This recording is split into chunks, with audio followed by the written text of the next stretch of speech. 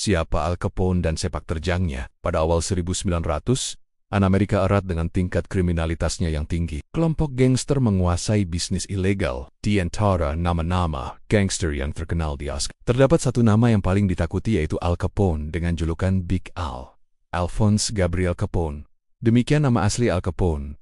Lahir pada 17 Januari tahun 1899 di New York City. Ia dikenal sebagai pemimpin gangster yang menguasai bisnis ilegal mulai dari perjudian hingga prostitusi di Chicago. Al Capone dikeluarkan dari sekolah pada usia 14 tahun. Ia lalu bergabung dengan geng jalanan dan mendapat julukan Scarface akibat luka sayatan di pipinya saat berkelahi. Pada 1920, Capone pindah ke Chicago, di mana ia segera membantu menjalankan perusahaan ilegal bos kejahatan Johnny Torrio, yang mencakup penyelundupan alkohol, perjudian, dan prostitusi. Torrio pensiun pada 1925 setelah upaya pembunuhannya, dan Capone, yang dikenal karena kelicikan dan kebrutalannya, ditugaskan untuk memimpin organisasi tersebut. Larangan pembuatan bir dan distribusi minuman beralkohol yang berlangsung dari 1920 hingga 1933 terbukti sangat menguntungkan bagi pembuat minuman keras dan gangster seperti Capone, yang meraup jutaan dari aktivitas dunia bawah tanahnya. Ia berada di puncak daftar paling dicari FBI,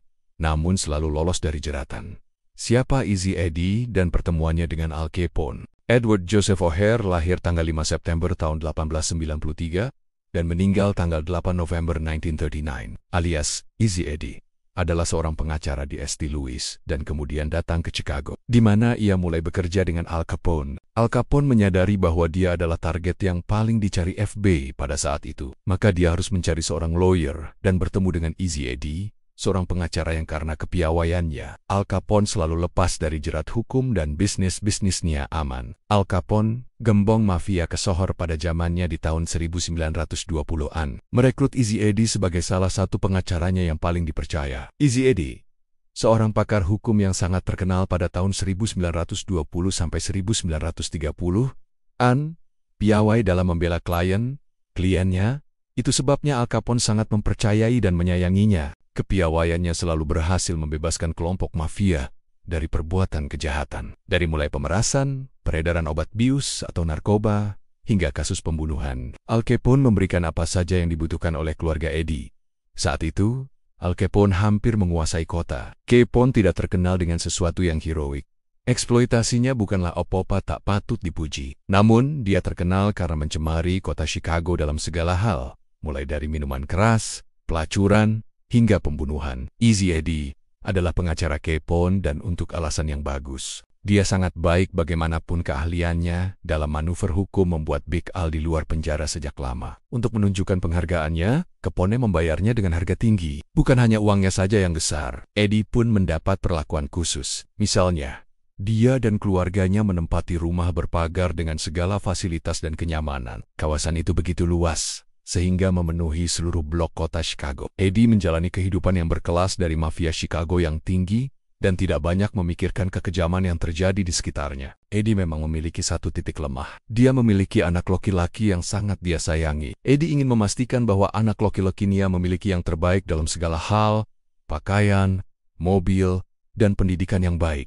Tidak ada yang ditahan. Harga bukanlah objeknya. Dan terlepas dari keterlibatannya dengan kejahatan terorganisir, Eddie mencoba untuk mengajari anaknya dengan benar dari kesalahannya. Eddie mencoba mengajari anaknya untuk bangkit mengatasi kehidupannya sendiri. Dia ingin anaknya menjadi pria yang lebih baik dari dirinya. Namun, dengan segala kekayaan dan pengaruhnya, ada dua hal yang tidak bisa diberikan oleh Eddie kepada anaknya. Dua hal yang dikorbankan Eddie kepada mafia Capone, bahwa dia tidak dapat mewariskannya kepada putra tercintanya, yaitu nama baik dan contoh yang baik. Suatu hari, Easy Eddie mencapai keputusan yang sulit, menawarkan anaknya nama baik yang jauh lebih penting daripada semua kekayaan yang bisa dinikmatinya. Dia harus memperbaiki semua kesalahan yang telah dia lakukan. Easy Eddie berpikir tentang kekayaannya, yang membuat kehidupan keluarganya menjadi nyaman tersebut. Apakah kekayaannya ini yang dibutuhkan oleh anak saya untuk diwariskan? Akankah anak saya bangga menyandang namanya dengan seluruh kekayaan ini? Setelah berkali-kali berpikir tentang apa yang paling baik untuk diwariskan kepada anaknya itu,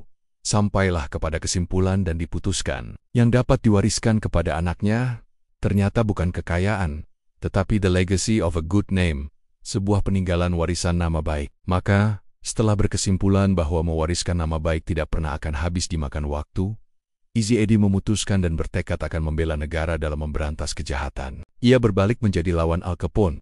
Satu persatu kejahatan mafia pimpinan Al Capone dikalahkan di pengadilan. Dia akan pergi ke pihak berwenang dan mengatakan yang sebenarnya tentang si wajah parut, Al Capone. Dia akan mencoba membersihkan namanya yang tercoreng dan mengajari anaknya kejujuran. Namun, untuk melakukan itu ia harus bersaksi melawan sang mafia, dan ia tahu bahwa harga yang dibayarnya akan besar. Tapi lebih dari apapun, ia ingin menjadi teladan bagi anaknya. Ia ingin melakukan yang terbaik dan mudah-mudahan memiliki nama baik yang ditinggalkan pada anaknya. Maka, Eddie pun memberi kesaksian. Eddie kemudian membantu jaksa federal menghukum Capone karena penggelapan pajak. Pada 17 Oktober tahun 1931, Big Al dijatuhi hukuman 11 tahun penjara karena kasus penghindaran pajak dan denda $80.000 Amerika, yang menandakan kejatuhan salah satu penjahat paling terkenal di tahun 1920-an dan 1930-an itu. Apa yang kemudian terjadi pada Easy Eddie sang pengacara sangat tragis. Seminggu sebelum Capone dibebaskan dari Alcatraz,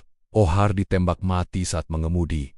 Kehidupan Easy Eddie berakhir dengan serentetan tembakan di jalan Chicago yang sepi. Ia telah memberi anaknya hadiah terbesar yang bisa diberikannya dengan harga paling tinggi yang ia bayarkan. Lokasi kejadian penembakan Easy Eddie. Lalu siapa dan bagaimana putra satu-satunya Easy Eddie, sang lawyer mafia itu? Easy Eddie mempunyai seorang anak laki-laki yang tinggal bersamanya di sebuah rumah yang mewah. Kehidupan keluarga Easy Eddie begitu sangat nyaman. Anak laki-laki itu bernama Edward Henry Butch O'Hare. Lahir pada 13 Maret tahun 1914 di St. Louis, Missouri. Dia adalah putra dari Edward Joseph Easy Eddie O'Hare, seorang pengacara yang memiliki koneksi dengan gangster terkenal, Al Capone. Butch O'Hare dewasa menjadi seorang tentara AS yang terkemuka. Penerbang Angkatan Laut pertama Perang Dunia II, dikenal karena keberanian dan keterampilannya dalam pertempuran, yang akhirnya mengarah pada penamaan Bandara Internasional O'Hare di Chicago untuk menghormatinya. Kehidupan awal dan latar belakang Perang Dunia Kedua menyisakan banyak kisah kepahlawanan. Salah satunya adalah Butch O'Hare.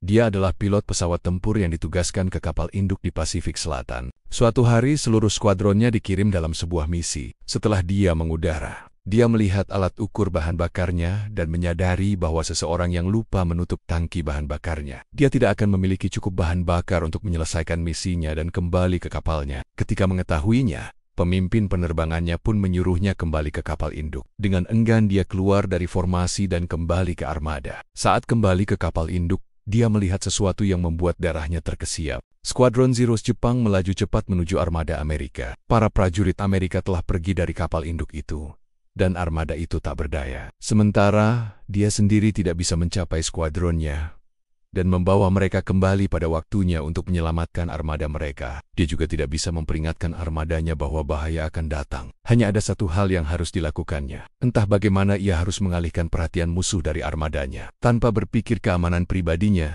ia terjun ke dalam formasi pesawat Jepang. Wing berkaliber 50 terpasang menyala saat ia menerjang, menyerang satu pesawat musuh yang mengejutkan dan satu pesawat lainnya. Butch berkelok-kelok masuk dan keluar dari formasi pesawat musuh yang sekarang berantakan dan menembaki sebanyak mungkin pesawat musuh, sampai akhirnya semua amunisinya habis. Tanpa gentar, dia melanjutkan serangan tersebut.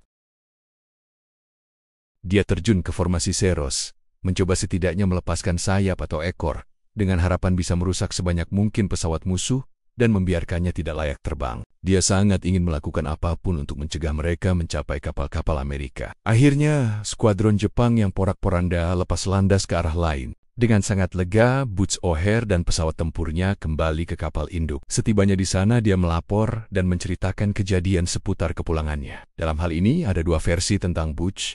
Versi yang lain, kemudian Butch hilang dalam misi pertempuran. Film dari kamera yang terpasang di pesawatnya menceritakan kisahnya. Ini menunjukkan tingkat upaya Butch yang berani untuk melindungi armadanya. Dia dikenal sebagai pahlawan dan diberi salah satu penghargaan tertinggi militer negara tersebut. Dia menjadi perwira Amerika pertama yang menerima medali US Congressional Medal of Honor, penghargaan tertinggi yang ada. Penerima Medal of Honor Butch O'Hare, yang dinamai Bandara Internasional O'Hare, nama orang ini adalah Butch O'Hare, yang sekarang dipakai sebagai nama bandara di Chicago. Dia sebagai pahlawan yang dihormati karena keberanian dan integritasnya terhadap negara. Semoga cerita inspiratif ini bisa menjadi renungan untuk kita semua bahwa mewariskan nama baik itu jauh lebih penting dan bermakna serta berdampak pada generasi kita selanjutnya. Terima kasih sudah menyaksikan video ini sampai selesai.